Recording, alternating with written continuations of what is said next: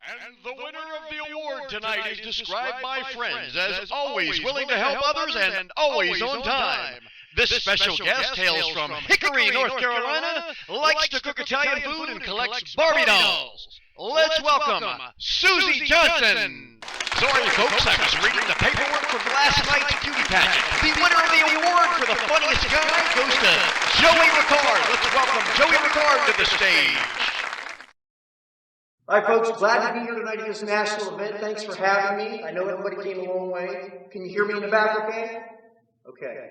Before we start, I want to see if anybody has any questions. Anybody? Yes, you. Are you done fooling around yet?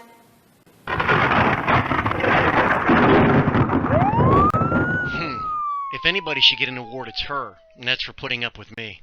If you're like me, you like your models to look as real as possible, whether they're made of wood or they're made of plastic. In this case, we're talking about wood, and depending on what era you're modeling, nothing beats that worn-down appearance of peeling and faded paint. In this video, I'm going to show you how I create the effect with a combination of staining and chalking wood. That's right, I said chalk, and if you remember from one of our other videos, you'll know that I use a lot of chalk in my modeling. As a matter of fact, there's no structures on any of my layouts or dioramas that are painted, at least in the typical sense. Now, you know as well as I do, there's a lot of methods out there to achieve this effect, but I use a very simple method, and that's a stain wash and then chalking over top of it. Now, I'm not going to show a supply list, it's right here in front of you, but you don't have to use these particular products, these just happen to be what I have on hand. And as always, make sure you read the manufacturer's instructions and properly ventilate your work area. That's right, folks, that's paint thinner, it's not India ink and alcohol, but we're going to get to that topic in just a minute. The supplies you see here are nothing special. You can pick them up almost anywhere.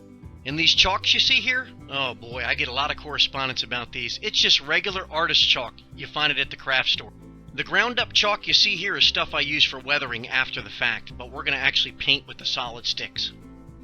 Now, for the sake of this video, we're using laser cut wood, and this is from one of my kits. As you see, I have everything together there ready to go, and I also need these gloves here for the staining. Now, some people just call it a wash, but it's actually a wash that we're going to stain wood with. We're going to use this little container to mix up the paint and the thinner.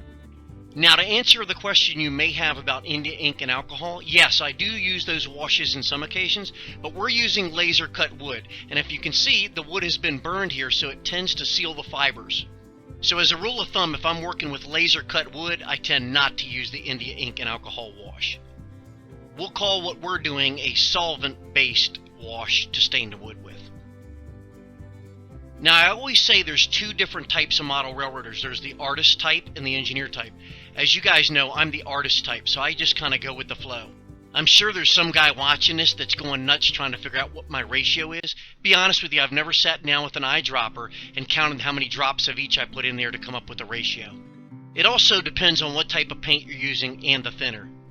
As you can see here, I've added a couple dabs of paint and then put the thinner in, mixed it up. Now I'm testing it on a piece of scrap wood. You'll find after experimenting with it a little bit that it usually dries lighter than what you think it's going to be. Knowing that, I'm going to add a little more of the black paint. Whoa, I lost my train of thought there for a minute. Get it? Train? Oh, come on. Okay, that looks good. I can tell you that the lighter the stain you use, the more of a brown appearance it's going to take, even a bronze appearance. Some guys like that, I don't, so I make it a little bit darker. Give it that aged look.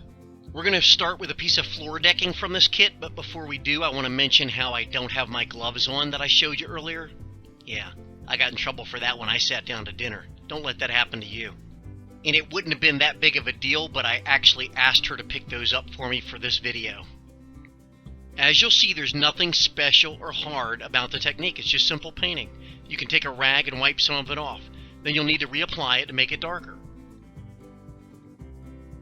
As I mentioned earlier, you'll need to experiment, and it does depend on what type of wood you're using. Here, in this case, we're using 1/16 inch thick basswood, but it's laser cut, so we're using the solvent-based stain method.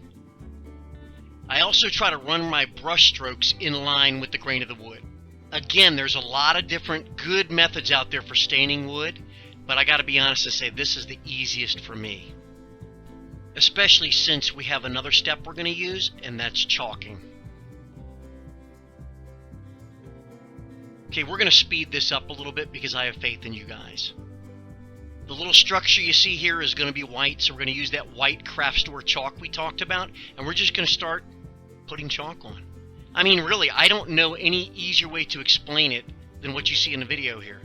We're just applying chalk. We're chalking. You guys didn't think it was going to be this easy, did you? Now that we've got a nice coat of chalk, I mean paint, on all four walls, we'll go ahead and take a stiff brush and shove the chalk up into the corner and in all the cracks and crevices, especially around the window opening.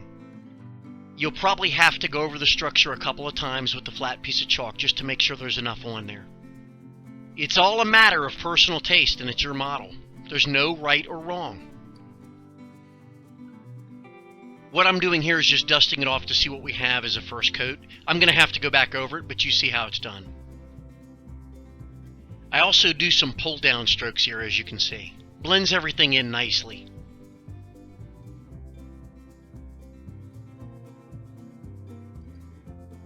Towards the end of the process, after a couple of coats, I usually take a hobby knife and score some of the scribed lines on there. Now this is going to be different for every model you do depending on what type of wood you're using. This just happens to be scribed wood.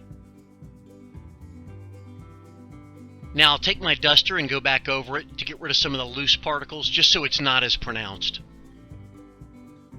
In some areas I'll take a piece of sandpaper and sand it down gently just to give it a real worn look to it. Well, that's it. That's all there is to it, and as you can see, it's fairly easy to achieve realistic weathering effects with staining and chalking. Hey, I like that word, chalking, but I'm not going to make one of those dumb chalk it up to this, chalk it up to that jokes. Hey, there's more videos on the way, so be sure to stay tuned, subscribe, and share. This is Joey Ricard with TrackSideScenery.com. Thanks for watching. See you next time.